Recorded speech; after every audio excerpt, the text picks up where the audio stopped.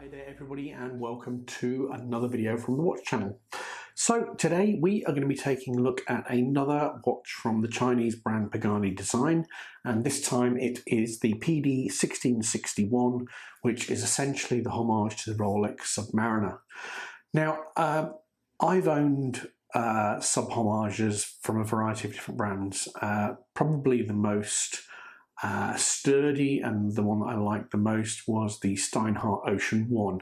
So I'm going to put some pictures up. I've owned a few of those, and you know, they're $700 to $900 watches. Got a Swiss movement, slightly different in terms of the dimensions to what you'll find on the Submariner. But, you know, for the price, very, very good watch, Swiss movement, good loom, so on and so forth. Now, I sold those because I'm a flipper, unfortunately. I always want the next thing. And I came across Pagani design, and I think you guys have probably seen some of the videos I've done on Pagani. But you know what?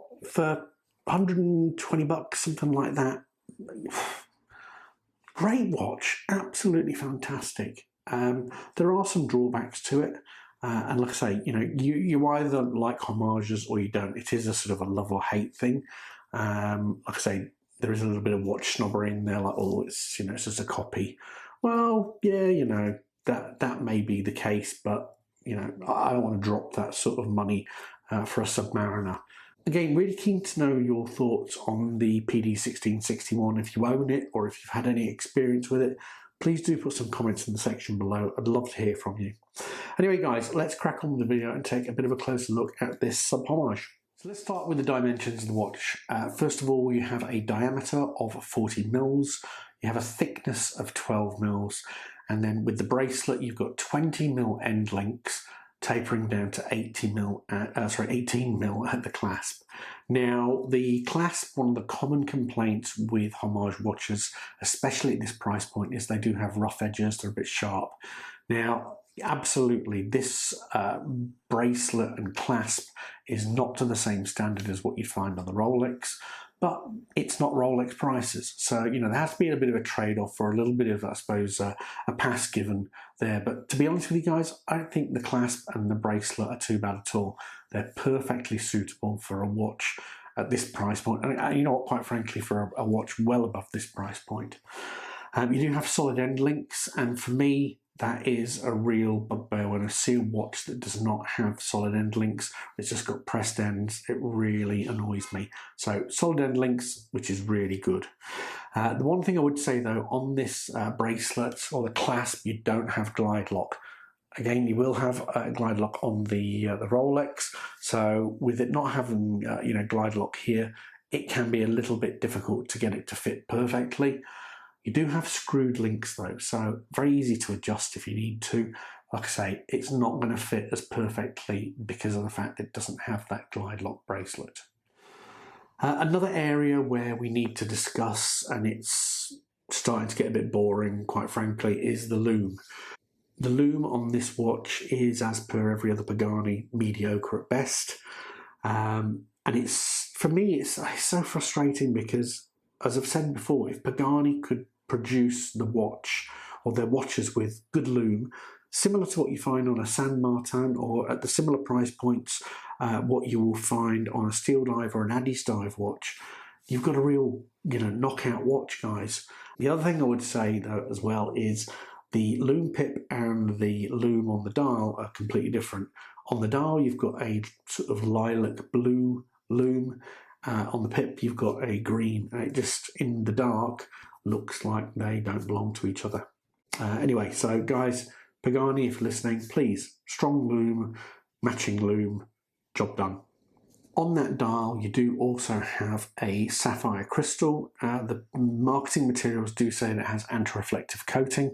I, to be fair, have noticed a little bit of reflection and glare, but maybe that's just, you know, the nature of the beast in terms of bright sunlight. There's only so much anti-reflective you can do. In saying that, guys, in terms of legibility, no problems there. It's a very easy watch to read. Like I say, that Cyclops magnifier at 2.5 times, in fact, maybe even a dash more, I think, makes the date look very clear and easy to read. Water resistance. Okay, this is a Sub Homage. Again, at the price point, you can't expect miracles, but it does have 100 meters water resistance. Now, that doesn't mean you can go down to 100 meters. Actually, what it means is that it's pressure tested to 100 meters of pressure resistance. So, when you jump into the water from a great height, for a fraction of a second, a watch may be subjected to a force that's equal to 80 to 100 meters. What that water resistance rating is saying is that it can withstand that level of pressure. Again, I wouldn't go diving in this watch, but swimming and snorkeling, no problems there whatsoever. It does also have a screw-down crown, which is signed, and you'll have those nice crown guards on it, so it is well protected. And like I say, when you actually pull that crown guard out, you can see the rubber gasket seal in there as well. Like I say, these watches are QC tested, so at 100 meters water resistance, you're going to be fine going into the water. Now, whilst I think that the dial printing and the engraving on that ceramic bezel are fine, the one complaint that I do have is that the bezel is a little bit loose in terms of how easy it is to move. Now, it doesn't have too much back play, to be fair, and the action moving from side to side, can't even see what side to side, there's none of that, so it's not loose in terms of the way it's fitted. It's just very easy to turn it, and it's probably just a little bit loose for my liking. Again, probably a minor pickup, and some people might actually like it being a little bit easier to move. So that for me was a bit of a negative. The one thing I would say though, guys, is it is aligned. So Seiko can't do that very often with their watches at much higher price points. But Pagani seem to always hit the nail on the head in terms of alignment, which is good. If we take a look at the dial, you can see you do have the Pagani design logo printed. You have applied hour markers, and you do have that beautiful ceramic bezel. I'm putting up some macro footage for you now. Dial printing and the engraving on that ceramic bezel are really good. I didn't see any bleed on the dial printing, and nor did I see any particularly rough engraving on that bezel. You see the lume pip there, fairly well applied for, again, a watch at this particular price point. So, where does that leave us, guys? Well, it leaves us with the conclusion that Pagani are producing fantastic quality watches at a really aggressive price point.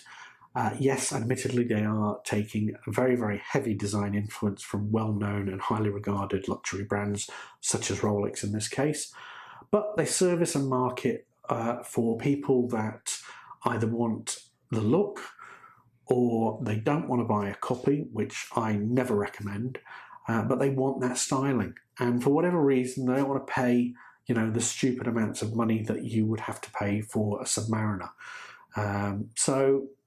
I think overall the watch is very, very good value for money. It does come with those negatives, slightly loose action on the bezel, lume not being fantastic and non-matching, but overall, screw-down crown, solid end links, solid bracelet with screwed links, 100 meters water resistance, a very, very classic and iconic style, and a ceramic bezel to boot. Very, very good watch for the price point, guys. Anyway, tell me what you think, guys. Love it or hate it. Let me know in the comment section below.